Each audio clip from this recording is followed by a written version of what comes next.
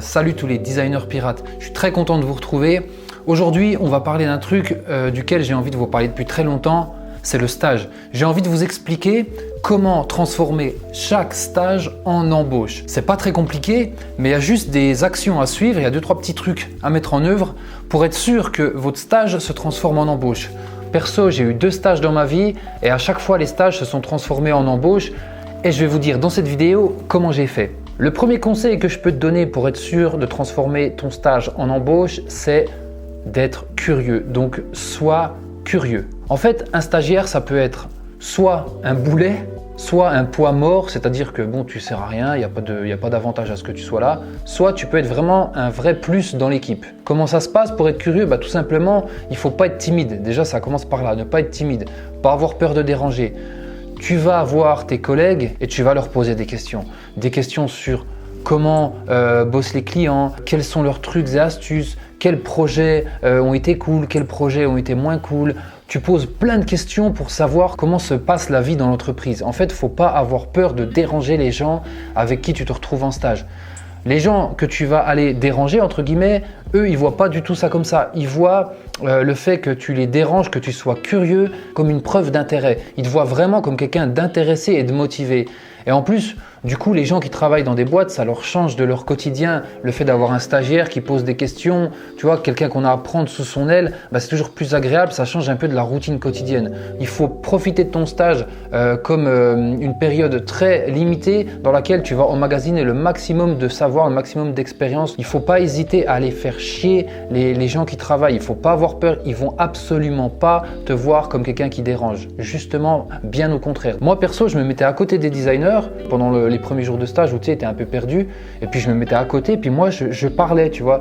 Et puis quand tu vois qu'ils bossaient, tu étais à côté, tu disais rien et tu étais là en observateur. Donc tu es observateur mais un observateur actif. Donc tu dois être curieux, ça c'est ultra important pour toi. Ensuite, il faut que tu sois absolument proactif. Donc en plus d'être curieux, tu dois être proactif, c'est-à-dire que tu dois pas être là à attendre qu'on te donne du boulot.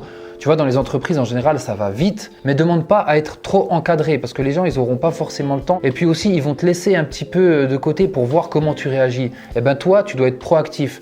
Tu dois te lever, tu dois aller faire des trucs, poser des questions, même si on ne te donne rien comme boulot. Tu demandes si tu peux aller dans des réunions, tu vas demander à un designer senior, par exemple, est-ce que je peux t'aider sur ce projet? Puis il va te donner petit à petit du boulot. Et puis là, tu vas vraiment être proactif et tu auras toujours des trucs à faire. Il faut toujours que tu trouves un truc à faire, même si on ne te donne pas. N'attends pas toujours de ton côté qu'on te donne du boulot. Vraiment, lève-toi, fais les trucs, va chercher des infos, va chercher du boulot, demande ce qu'il y a à faire. Même si on ne te demande pas, écoute, qu'est-ce que tu fais? Tu fais des créas, tu vois, tu fais une créa perso où tu dis, moi j'ai eu l'idée pour tel brief, tu as entendu en réunion qu'il y avait un brief, tu l'entends, moi c'est ce que j'ai fait, tu vois, et je me greffe au brief, même si on m'a pas demandé. J'ai parlé au designer de ce que c'était que le projet, il m'a dit, voilà, le brief c'est ça, si ça t'intéresse, tu le fais. Moi je dis, vas-y, je le fais, tu vois, tu fais ton forceur en fait. Ou alors tu proposes au maître de stage ou alors au responsable, tu dis, est-ce que je peux bosser là-dessus? J'ai eu l'idée de faire ça, ça ou ça. C'est pas forcément une demande d'un de vos clients, mais moi j'ai eu l'idée, il va dire, ok. Un petit truc que j'ai envie de te dire aussi, c'est que les stagiaires qui sont timides, introvertis, qui restent dans leur coin et qui disent rien, qui posent pas de questions, même si fondamentalement t'as pas une tête à claque ou t'es pas forcément désagréable, c'est très mal vu par les équipes. Vraiment, le fait de pas poser de questions, le fait de pas être d'être introverti, ça peut être interprété comme un manque d'intérêt, un manque d'attention. Ou pour éviter ça, il faut pas être introverti dans ton coin, à regarder le sol et puis à rien faire et puis à rien demander, parce que tu prends pas part à la vie d'équipe, tu parles à personne, puis personne te parle et puis c'est à coup sûr tu vas être délaissé. Toi, si tu parles à personne, tu peux être sûr que dans ton stage, personne va venir te chercher. Tout le monde va te laisser de côté, ça c'est sûr. Tu vois, c'est à toi aussi de t'adapter à la boîte. On va pas te prendre par la main dès le premier jour, tu vois. Toi, ok, pendant 2 jours, tu vas rien dire, mais au bout d'un moment, c'est à toi d'aller faire les choses. Le fait d'être introverti, tes collègues, ils vont pas voir ça comme de la timidité, mais ils vont voir ça comme quelque chose d'insupportable. Et ça, c'est véridique. Tu vois, les stagiaires. Merci. Donc ensuite, on vient sur le point suivant que tu dois prendre ta place. Au début, ok, tu es un stagiaire. Donc au début, on te demande de faire des photocopies, on te demande de faire le café, on te demande de faire je sais pas quoi. Même si c'est un peu dégradant, même si c'est pas forcément agréable pour toi, t'as pas envie de ça, tu fais quand même. Donc au début, pour prendre ta place, tu dois faire le cheminement normal. Donc tu dois partir du cheminement de genre photocopie, café et tout. C'est un peu caricatural ce que je dis.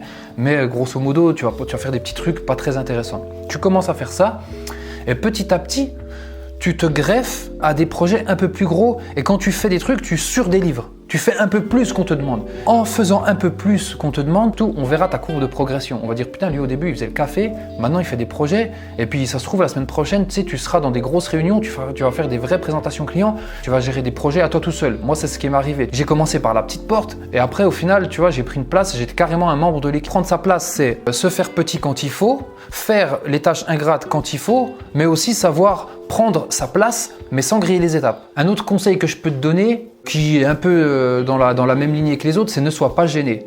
Toi, tu auras tendance forcément à te dévaloriser en tant que jeune designer, mais tu vas largement compenser avec ta motivation. Être proactif, c'est une action. Être gêné, c'est un tempérament. Donc pour être proactif, tu ne dois pas être gêné. Proactif, mais que tu es gêné dans tes démarches, il y aura un petit malaise, tu vois. Toi, tu dois être proactif, mais tu ne dois pas être gêné. C'est sûr et certain que tu ne dérangeras personne. Ça, je te le dis, c'est contre-intuitif de dire ça, tu dérangeras personne. Justement, c'est très bien vu, c'est très apprécié le fait d'aller déranger. Parce que tout simplement, les designers seniors, ils ont été juniors comme toi, ils ont été en stage. Et puis, ils ont envie de t'aider, tout simplement, tu vois, ils se disent, bon, ben, si lui, il vient vers moi, j'ai envie de l'aider, tu vois, j'ai envie de le prendre sous mon aile. Ça change du quotidien. Ben voilà, tu as un stagiaire qui est là, qui pose des questions, et puis le fait de poser des questions, toi, tu vas mettre en valeur le designer senior aussi, parce que, tu vois, il y a une certaine valorisation à donner des enseignements à des gens, à les aider concrètement, tu vois, c'est flatteur. Et puis, aussi, tu fais progresser le designer, parce que t'inquiète pas que les designers, ils ont aussi à prendre des stagiaires. Toi, tu seras aussi gage de nouveauté, tu vois, de fraîcheur. Et le designer, il va se servir de toi pour absorber une certaine fraîcheur et puis garder un contact avec la jeunesse, tu vois, pour rester dans le coup. Et puis toi, il y a forcément des trucs, il y a des médias, il y a des blogs, il y a des pages Insta, il y a des pratiques que toi, tu vas donner aux seniors qui seront vachement utiles pour eux. Il ne faut pas négliger cet aspect-là. Ensuite, un autre conseil, c'est qu'il faut que tu aies toujours en tête que ton stage, c'est une potentielle embauche. Chaque boîte qui recherche des stagiaires, c'est qu'il y a une place vacante ou qu'il y a une surcharge de travail à absorber. Le stage, c'est juste une sorte de période d'essai avant la période d'essai qui permet à l'employeur de dire bon bah vas-y, ce stagiaire, ok, de toute façon je voulais embaucher quelqu'un, je le prends. Tu vois, il y a vraiment une place à prendre. Donc toi dans ta tête, même si tu veux pas forcément rester dans la boîte, toi il faut absolument que tu aies en tête que tu veux être embauché à l'issue de ce stage. Pourquoi? Parce que si tu as ce mindset, eh ben toi, tu vas créer une dynamique professionnelle. Les collègues, ils vont t'aider. Toi, tu vas aider les collègues. Ils vont te recommander. Ça va bien se passer en équipe. Et toi, tu vas vraiment avoir une expérience d'équipe. Si tu restes de ton côté, tu n'auras pas d'expérience. Il ne va rien se passer. Donc, à terme de cette expérience, soit tu auras une grosse expérience et tu auras des recommandations de tes maîtres de stage et tu auras un super rapport de stage. Ou alors, même mieux, une embauche. Dans tous les cas, c'est hyper positif pour ta carrière, tu auras mis une grosse brique. Donc à partir du moment où tu as mis le pied dans le stage, maximise tes chances, même si tu ne veux pas forcément rester. Tu auras toujours une porte de sortie qui te permettra soit d'avoir une grosse expérience, soit d'avoir carrément un job. Aussi, un des autres trucs que je voulais te dire, c'est mêle-toi à la vie d'équipe. Tu peux te mêler à l'équipe dans les after-work. Tu peux avoir une vie après le boulot, tu vois, après le bureau. Tisse des affinités, crée des liens. Et puis aussi, ce qu'il faut savoir, c'est qu'en te mêlant à l'équipe hors bureau, tu vois, tu vas tisser des liens, tu vas devenir pote. Ces employés qui sont déjà embauchés, eux, ils auront un poids vraiment considérable par rapport aux responsables. Tu vois, si c'est le patron qui décide qui il embauche ou pas, il va forcément demander à l'équipe. Ils vont dire bon, qu'est-ce que t'en penses de ce stagiaire? Et tu peux être sûr que dans 100% des cas, ceux qui ont permis d'être recrutés, moi pour ma part, de passer de stage à embauche, c'était vraiment les membres de l'équipe. Ils ont fait un rapport, pas un rapport, mais ils ont une petite réunion informelle. Ils ont dit ouais, franchement, tu devrais l'embaucher et tout. C'est comme ça que ça se passe. Tu vas tisser des relations qui seront fortes et au final, ces relations humaines, elles vont avoir un rôle dans ta carrière professionnelle parce que ça va se transformer en recommandation aussi auprès du patron, etc. Donc, n'aie pas peur de t'intégrer à la vie de l'équipe hors bureau, mais petit à petit. Encore une fois, tu fais ça étape par étape. Le dernier conseil que je voulais te donner, c'est ne compte pas tes heures. Franchement, ne regarde pas combien forcément tu es payé, si tu fais des extras, si tu dois aller en déplacement dans des salons, des trucs comme ça. Franchement, ne compte pas tes heures parce que toutes ces heures-là, il faut les voir comme des heures qui sont maximisées. Une heure dans la vie d'un stagiaire, c'est l'équivalent à 30 heures ou 40 heures dans l'école. Donc toi, les heures sup, tu dois voir ça comme une opportunité. C'est des des opportunités pour toi d'abord de t'enrichir. Certes, tu ne vas pas gagner d'argent tout de suite, mais l'argent, tu vas le gagner plus tard. C'est vraiment un actif. Compte pas les heures, fais le job comme si tu étais vraiment un salarié. Tu es plus bénéficiaire toi que la boîte. Et puis aussi, un stagiaire, s'il fait ce qu'il faut, c'est vraiment un gros plus pour la boîte, tu vois. Donc toi, tu peux être vraiment un gros plus. Et si tu es un gros plus pour la boîte, tu peux être sûr que soit tu finiras en freelance pour la boîte, si tu ne veux pas être embauché, soit tu peux carrément avoir un contrat d'apprentissage. Moi, on m'a proposé des contrats d'apprentissage aussi, en fait. Tu vois, je te dis que mes stages se sont transformés en embauche, mais j'ai décliné les contrats d'apprentissage. Mais les 2 fois, on me proposait un contrat d'apprentissage, mais j'ai préféré directement switcher sur l'embauche. Donc tu vois, soit on te propose un contrat d'apprentissage, soit on te propose un poste en fait. Si tu appliques tout ce que je te dis dans la vidéo, il y a de grandes chances, il y a 90% de chances que tu sois embauché au terme de ton stage. C'est vraiment une question d'attitude. Les stagiaires, on ne va pas vous juger sur votre capacité de création. J'ai vu des designers qui n'étaient pas terribles quand ils ont commencé leur carrière. Finalement, c'est devenu des grands DA dans des grandes boîtes parce qu'ils ont une attitude. L'attitude, c'est le plus important, c'est pas tes skills, c'est pas ta capacité créative, encore une fois. Donc toi, tu as la chance de ne pas avoir besoin à l'entrée d'une grosse capacité créative. Tu peux rentrer en stage si tu te démerdes bien dans n'importe quel stage. Et si tu fais ce qu'il faut en stage, tu vas avoir un boulot. Applique ce que je te dis, c'est très important.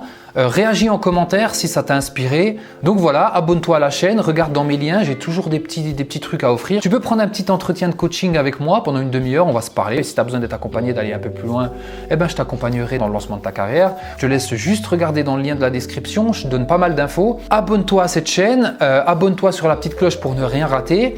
Bienvenue dans notre communauté de designers pirates, bienvenue dans la piraterie du design. Je te dis à très bientôt, je te fais un gros bisou et je te dis de partager, commenter, de me suivre partout où tu peux et je te dis à très bientôt pour la prochaine vidéo. Gros bisous à vous les designers.